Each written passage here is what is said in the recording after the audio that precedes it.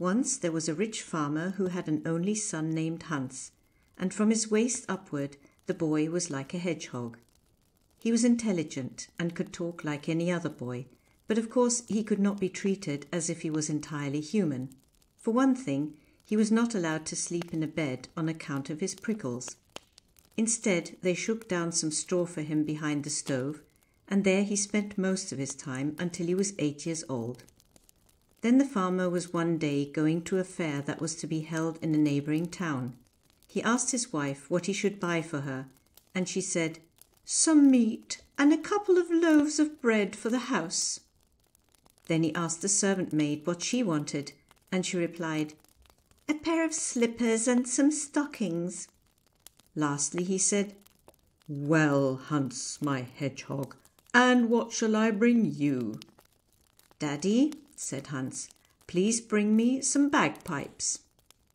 When the farmer returned home, he gave his wife and the maid the things they had asked for, and then he went behind the stove and gave Hans the hedgehog the bagpipes. As soon as Hans received this gift, he said, "Daddy, tomorrow morning I wish you would take our largest rooster to the harness maker and have him fitted with a bridle. I want to use him for my horse." So the next day the farmer had a harness made for the biggest rooster on the farm. Then Hans the hedgehog mounted on the rooster's back and rode away to the forest. There he made the rooster fly up to the top of a lofty tree with him. For several years he dwelt there in the greenwood, and most of the time he stayed high among the branches of that tall tree. Meanwhile his father knew nothing of what had become of him. As he sat on the rooster's back in the tree-top, he played on his bagpipes and made beautiful music. Once a king who had lost his way in the forest came riding near enough to hear him. He was much surprised and sent a servant to find out whence the music came. The man peered about, but saw only what seemed to be a rooster perched high in a tree with a hedgehog on his back, and this hedgehog was apparently playing some bagpipes. The king told the servant to ask the strange creature why he sat there, and also to ask if he could direct him how to find the way back to his kingdom. When the servant put these questions, Hans the hedgehog came down from the tree and said he would show the way if the king would give him his written promise to let him have whatever his royal highness first met as he approached his castle on his return. The king thought, "This hedgehog probably does not know one word from another. I can write what I please." So he took pen and ink, wrote something, and then Hans the hedgehog showed him the road, and he got safely home. His daughter saw him coming while he was still at a distance, and she ran to meet him and threw her arms about him. Then he remembered Hans the hedgehog, and told her what had happened in the forest, and how he had been required to give a written promise to bestow whatever he first met as he approached his palace to an extraordinary creature which had shown him the way. "The upper half of the creature was like a hedgehog," said the king, "and he rode on a rooster, just as if the rooster had been a horse, and he had bagpipes and made lovely music. But he certainly could not read, and I wrote that I would not give him anything at all." Thereupon the princess was quite pleased. "You managed very cleverly," said she, "for of course you could not have allowed me to be carried off by such a hobgoblin." Hans continued to dwell in the forest, and he was very merry, sitting in his tree and blowing his bagpipes. Presently it happened that another king who was travelling through the forest with his servants and courtiers lost his way, for the forest was very large. He came near enough to the resort of Hans the hedgehog to hear the music, and he said to one of his men, "Go at once and find out what that is." So the servant went under the tall tree, and he looked up and saw Hans the hedgehog perched on the rooster, and asked what he was doing up there. "I'm playing my bagpipes," was the reply. Then the servant told him that the king, his master, was not able to find the way out of the forest back to his kingdom.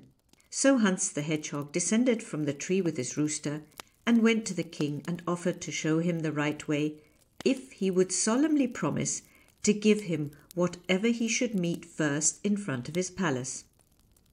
To this the king agreed, and he gave Hans a written promise to that effect.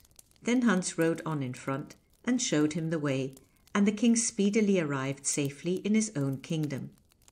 There was great rejoicing in the palace when he was seen returning, and his only daughter, who was very beautiful, ran to meet him, and she embraced and kissed him, full of delight that her father had come home. She inquired where he had been so long, and he told her how he had lost his way in the forest, and might never have gotten back if he had not been helped by a strange creature, half man and half hedgehog, which rode on a rooster, and when discovered was in a tree-top, seated on the rooster's back making music with some bagpipes. "My only trouble now," said the king, "is that I had to promise to give the creature the first thing which met me in front of my palace. I feel very sad, because it is you who first met me." "Never mind," said the princess. "Perhaps he will never come for me, but if he does, for your sake, I will go with him." After a time, Hans decided to leave the forest and visit the two kings whom he helped to find their way back to their kingdoms. But the first king had given strict orders that if anyone came into his domains riding on a rooster and carrying some bagpipes, he should be chased away and, if need be, shot or hacked to pieces with swords. On no account was he to be allowed to enter the palace. When, therefore, Hans the Hedgehog drew near to the palace, the guards charged on him with their bayonets, but he put spurs to his rooster and flew up over the gate right to one of the king's windows. He alighted on a balcony and called out that if he was not given what he had been promised, the king and his daughter should be punished for their treachery. So the frightened king said everything should be done as Hans the Hedgehog wished. He ordered a carriage to be made ready, drawn by 6 white horses and attended by servants in gorgeous liveries. The princess stepped into it, and Hans the Hedgehog, with his rooster and bagpipes, took his place beside her. Then they drove away, but they had not gone far out of the city when Hans pulled the princess's shawl off and pricked her with his quills, saying, "That is your reward for falsehood. Go back home. I will have nothing more to do with you." Then the coach returned with her, and Hans the Hedgehog rode away on his rooster to the other kingdom. When he entered the royal city, the guards, in accord with the king's orders, presented arms. The people cheered, and he was conducted in triumph to the palace. At sight of Hans, the princess was a good deal startled, for he certainly was very peculiar looking, but he told her no harm would befall her, and she need not be alarmed. So she made him welcome, and he sat next to her at the royal table, and they ate and drank together. Late in the evening, Hans had a big fire made in his chamber, and at his request 4 trusty men were ordered to stand on guard at his door. About 11 o'clock, when he went to his room, he said to the guards, "Never in my life have I slept in a bed, and before I get into the one prepared for me here, I shall creep out of my hedgehog skin and leave it lying on the floor.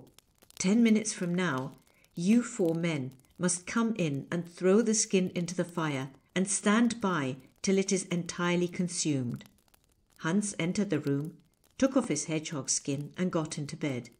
Soon afterward, the 4 men came in, threw the skin into the fire, and watched it burn till there was nothing left of it. Hans was now wholly human in his form, but the guards, when they looked at him, were dismayed to find that he was quite black, as though he had been severely scorched.